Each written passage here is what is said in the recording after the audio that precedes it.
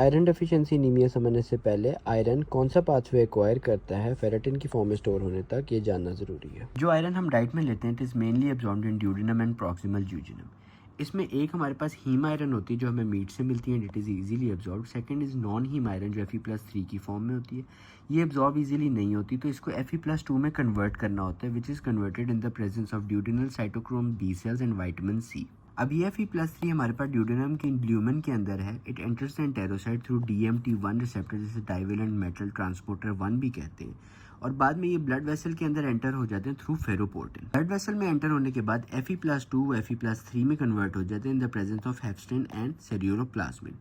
ये Fe+3 transferrin के साथ बाइंड कर देता है। ट्रांसफेरिन जैसे कि ट्रांस से याद रखें कि it transports the Fe+3 through the blood vessel to the target tissues.